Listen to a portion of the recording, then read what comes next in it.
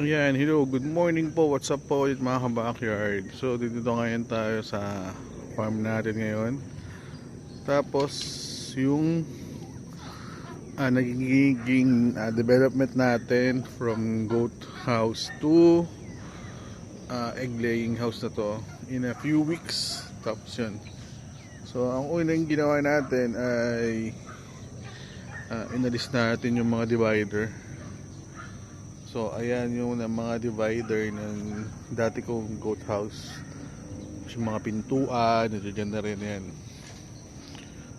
Unti-unti naming binabaklas. Tapos ito,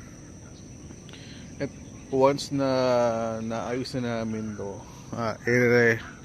repurpose kasi namin siya dito. Yung mga ibang, yung mga magagamit pa dyan, i-repair namin dito. So ayan, gaya na itong hagdan. Tapos yung sa ilalim, yung additional na mga pang-ilalim niya. So ito yung kambing natin. Silip tayo. Yan. So as of today, ayan, ito na lang yung natanggal na namin tong side na to. Which is yun yung una naming target.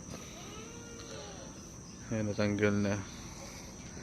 Ito, alis na lang to. Pero ito, iiwan namin tong mga ibang poste. Kasi apan sukat namin, parang hanggang dito lang yung may okay na yan.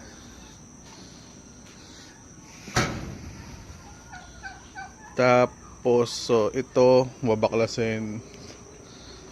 Tapos yung mga harang gaya nito, ang balak namin is i-repurpose nga. So baka ilagay namin dito. So para maiwasan din yung pagpasok ng mga manok sa kanang ibang mga alaga nating pabo. Kasi baka mamaya makita namin nandito na sila.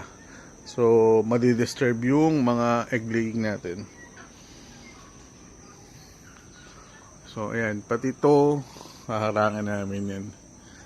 So yun yung mga una naming ginawa. So kaya hindi kagad ako sumabak.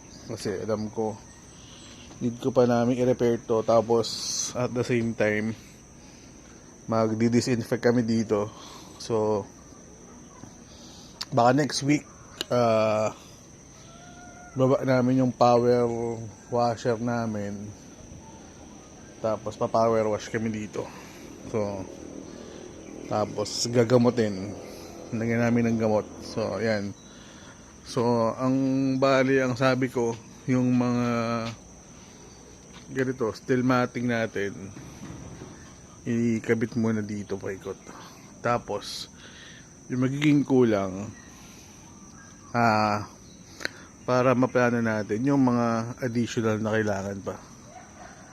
So ito, so yun muna yung ating development dito. Kasi yung progress natin medyo mabilis. Good job.